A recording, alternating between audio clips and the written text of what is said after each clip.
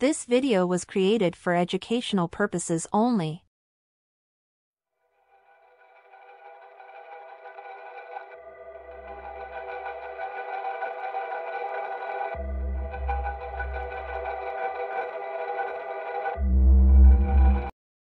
Christopher Dorner was born on June 4, 1979, in New York and grew up in Southern California. He attended Cypress High School, where he graduated in 1997. He attended Southern Utah University, on a Naval Reserve Officers Training Corps scholarship, and graduated in 2001 with a degree in political science. After college, Dorner joined the United States Navy, and served as a United States Navy Reserve officer that he was commissioned back in 2002. He commanded a security unit at the Naval Air Station Fallon in Nevada, and served with a mobile inshore undersea warfare unit from June 2004 to February 2006, and was deployed to Bahrain, with Coastal Riverine Group 2, from 2006 to 2007. He was honorably discharged from the Navy Reserve on February 1, 2013, with the rank of lieutenant. In 2002, while a student in undergraduate pilot training at Vance Air Force Base in Enid, Oklahoma, Dorner and a fellow classmate found a bag that had nearly $8,000 in it, that belonged to the nearby Enid Korean Church of Grace. But instead of keeping the large sum of money for themselves, Dorner and his fellow classmates then handed the money over to the authorities. When asked why they returned the money instead of splitting the cash between themselves, Dorner said that, "The military stresses integrity. There was a couple of $1,000s, and if people are willing to give that to a church, it must be pretty important to them." Dorner also stated his mother taught him honesty and to have integrity, like a good little boy. Not like the monster you are going to see him become in just a minute. During his time in the Navy, he received various awards and commendations, including the Navy Rifle Marksmanship Ribbon and the Navy Pistol Shot Ribbon. Following his military service, Dorner joined the Los Angeles Police Department in 2005. He underwent training at the Los Angeles Police Academy and worked as a patrol officer in the Harbor Division, located in the South Bay area of Los Angeles. In 2008, Dorner was terminated from the LAPD, after a disciplinary board found him guilty of making false statements against his training officer. Dorner believed that his termination was unjust and racially motivated, and he subsequently filed an unsuccessful appeal. Dorner, while accompanied by his training officer, Officer Evans, had responded to a disturbance call from the DoubleTree Hotel, in San Pedro. On arrival they were met by the accused, a man by the name of Christopher Gettler, who obviously had severe mental illness. Gettler suffered from schizophrenia, and severe dementia to be exact. So Dorner filed a grievance report, stating that Evans had used excessive force while detaining Gettler, accusing her of twice kicking Gettler in the chest and once in the face while he was handcuffed on the ground. Gettler's father also testified that his son told him he had been kicked by a police officer multiple times. But it's important to note that Dorner filed the report the day after the incident, and only after being told that Evans' evaluation said Dorner needed to brush up on his performance in the field. The LAPD investigated Dorner's complaint, and through an internal review board of 3 members, 2 LAPD captains and a criminal defense attorney. During a 7-month-long investigation of the complaint, Evans was assigned to desk duty and was not allowed to earn money outside of her LAPD job. Dorner's attorney at the board hearing was former LAPD Captain Randall Kwan. The review board heard testimony from several witnesses. 2 employees from the hotel the allegations happened to testify that they did not see Officer Evans kick Gettler during the arrest. Also, a Port police officer also testified that he did not see Officer Evans kick Mr. Gettler, though some aspects of his statement contradicted some of the photographs from the scene.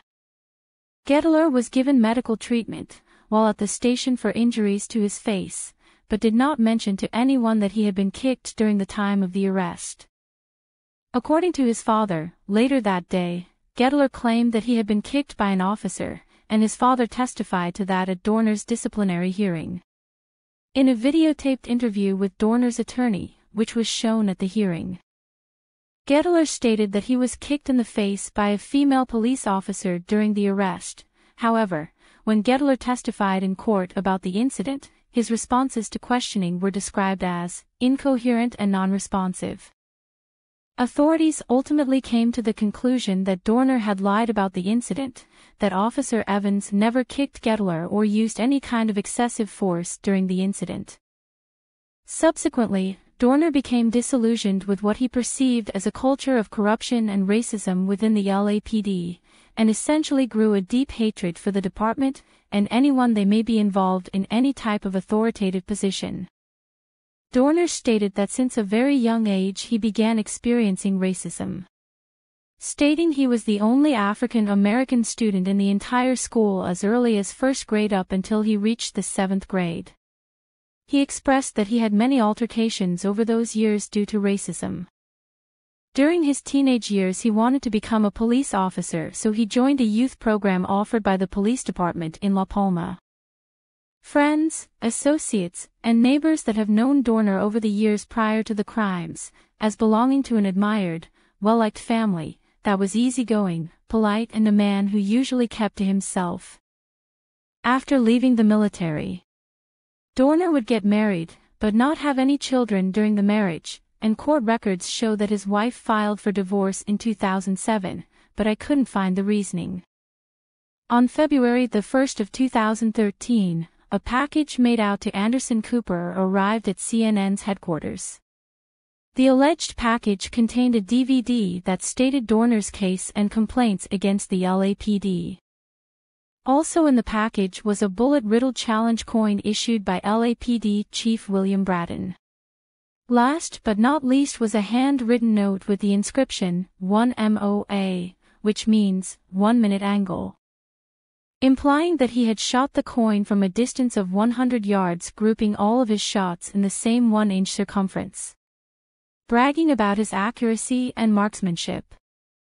February 3, 2013, would mark the beginning on Dorner's heinous crime spree. His first victims were 28-year-old Monica Kwan and her fiancé, 27-year-old Keith Lawrence.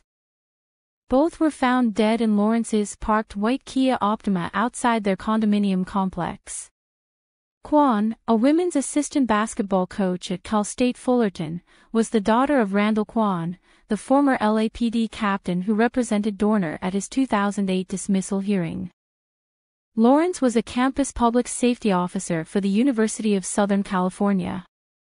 Later that same day, police would find tactical gear and a police uniform with the name C. Dorner on the name badge.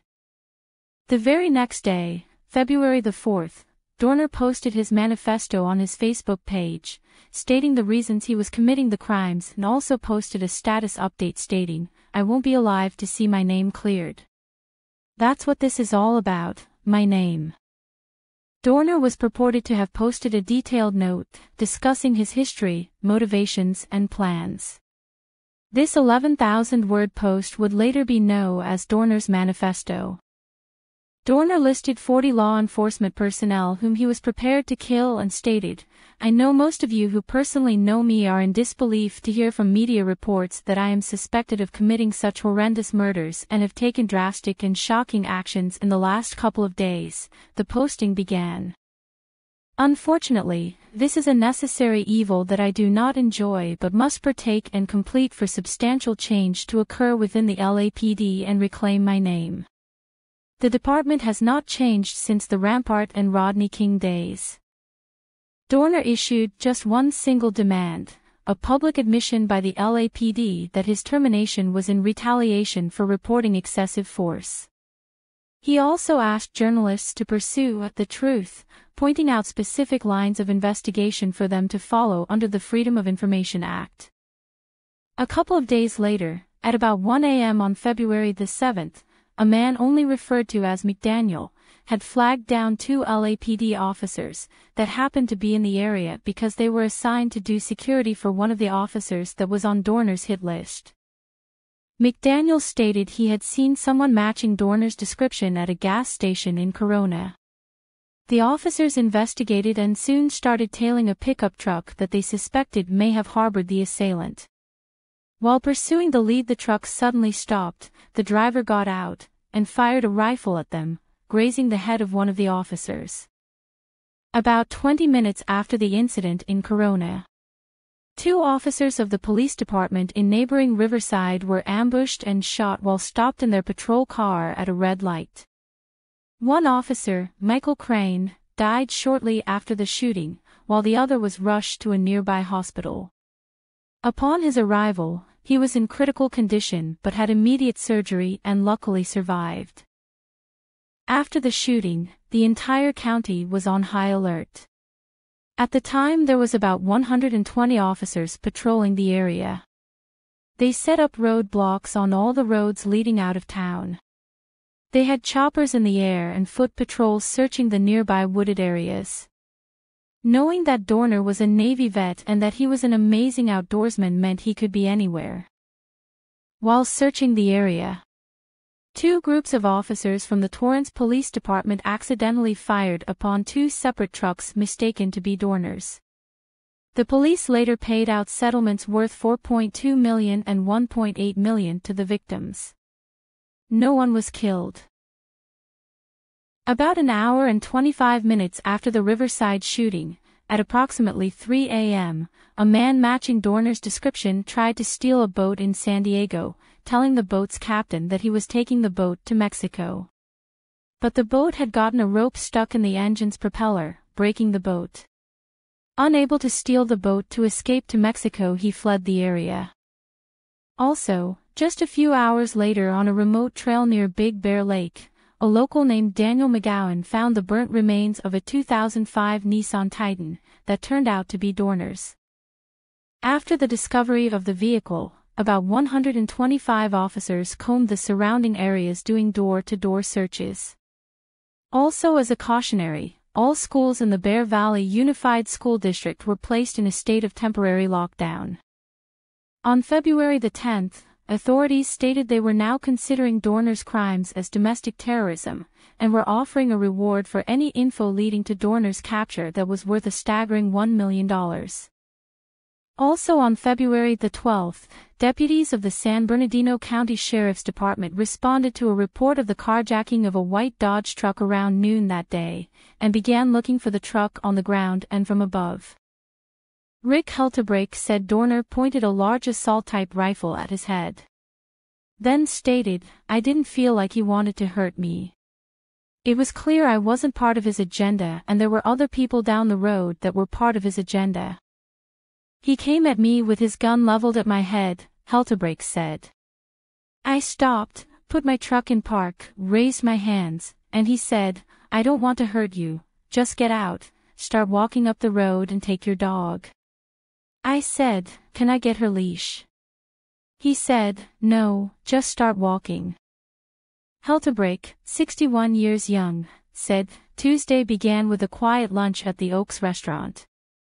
Heltebrake runs a camp in Angeles Oaks and wanted to grab a bite to eat before heading down Glass Road to check on his camp.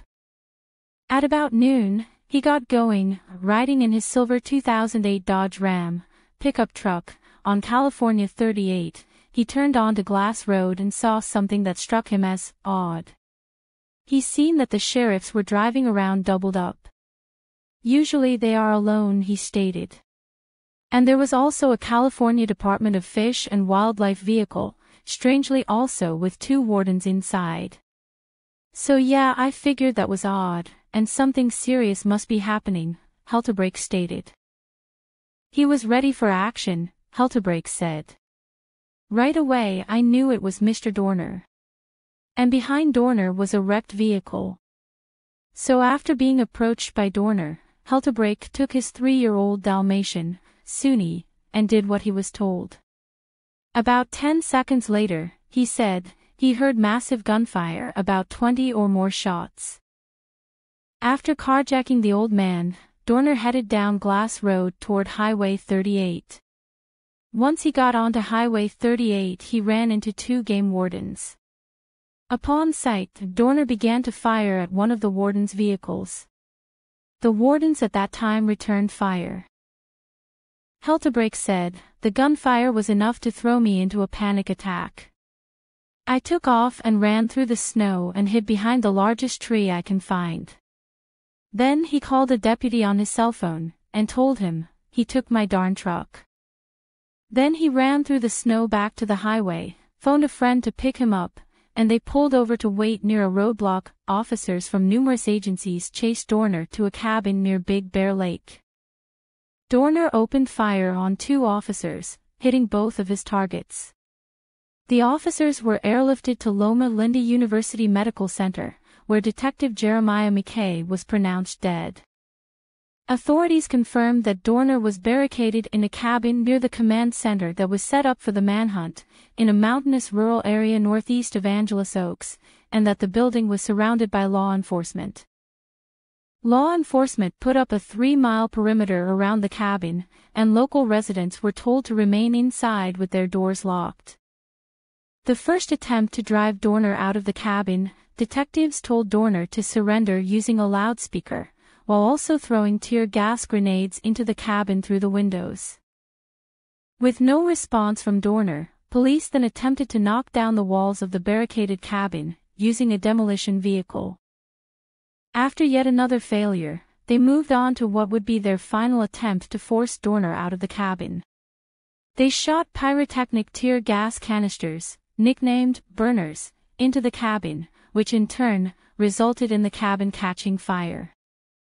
About 1 minute after the fire started in the cabin, officers heard a single gunshot which came from inside of the cabin. As the fire continued, ammunition was exploding from within the cabin, making it dangerous for officials to try to put out the fire. The following day, February the 13th, reports came through to the public that the manhunt, and 2-week-long nightmare, has finally come to a close. Because on the morning of February the 13th officials claimed they had recovered the charcoal remains of Dorner's body at the burnt ruins of the cabin. A wallet with a California driver's license with the name Christopher Dorner was also found in the rubble. On February 14th, medical examiners confirmed during an autopsy, using dental records, that the charred body found in the burned-out cabin was in fact that of Dorner. On February the 15th, an autopsy showed he had died from a single shot to the head. In conclusion, the case of Christopher Dorner was a tragic and highly publicized event that unfolded. Dorner, a former LAPD officer, engaged in a killing spree that claimed the lives of 4 individuals, including police officers and their family members. Motivated by what he perceived as an unjust termination from the LAPD, Dorner sought revenge, and expressed his grievances in an online manifesto. The case sparked a nationwide conversation about issues such as police corruption, racism, and the use of force within law enforcement agencies. It served as a reminder of the complex and challenging dynamics present in our society and highlighted the importance of addressing grievances through peaceful means. While the case of Christopher Dorner remains a tragic chapter in law enforcement history, it also serves as a reminder to continuously work towards fostering transparency, accountability, and justice within our institutions. The events surrounding Dorner's killing spree and subsequent manhunt shed light on the need for a critical examination of the treatment of minority officers within police departments, as well as the experiences of individuals who have encountered racism within law enforcement institutions. It highlighted the importance of addressing systemic issues to ensure a fair and just system for all. The case underscored the significance of fostering an inclusive and equitable environment within law enforcement agencies, where racial biases are acknowledged, addressed, and actively countered. It also served as a reminder of the ongoing work needed to combat racism in all its forms and promote justice and equality throughout society. The case underscored the significance of fostering an inclusive and equitable environment within law enforcement agencies, where racial biases are acknowledged, addressed, and actively countered. It also served as a reminder of the ongoing work needed to combat racism in all its forms and promote justice and equality throughout society. While the specifics of the case and the motivations of Christopher Dorner were complex, the discussion it sparked regarding racism and the need for reform within law enforcement continues to resonate and influence efforts towards creating a more just and unbiased society. Last but certainly not least, the case of Christopher Dorner highlights the potential role of mental health in tragic events such as his killing spree. While Dorner's actions were motivated by his perceived grievances and allegations of injustice, it is important to consider the potential impact of his mental well-being and his behavior. Dorner's manifesto and the extreme violence he exhibited suggest a level of distress and anger that may have been influenced by underlying mental health challenges. The intense emotions, coupled with his belief in being wronged, could have contributed to a distorted perception of reality and a heightened sense of grievance. It is crucial to recognize that discussing mental health in this context should not be used to excuse or justify Dorner's actions, but rather to shed light on the complex interplay between an individual's mental state and their behavior. Mental health issues, if left unaddressed, can significantly impact an individual's thoughts, emotions, and decision-making processes. This case underscores the importance of recognizing the signs of mental distress and the need for proactive mental health support within society. It emphasizes the significance of early intervention, access to mental health resources, and destigmatizing conversations surrounding mental well-being. By addressing mental health concerns and providing appropriate support, we can potentially prevent individuals from reaching a crisis point and mitigate the risk of violent incidents. It serves as a reminder of the importance of fostering a society that prioritizes mental health and offers timely assistance to those in need. So, what do you guys think of this case? Do you think the police handled this case correctly? Should the police have used other ways to make Dorner surrender instead of the burner canisters that they knew would more than likely start a fire inside the cabin? Or do you think Dorner already had his mind made up about not living through the whole ordeal?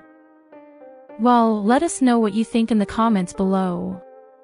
And if true crime videos just like this are the type of content you're into, then do us both a favor and hit the subscribe button. Because little things like that help brand new channels just like this one, very much. So until next time, bye.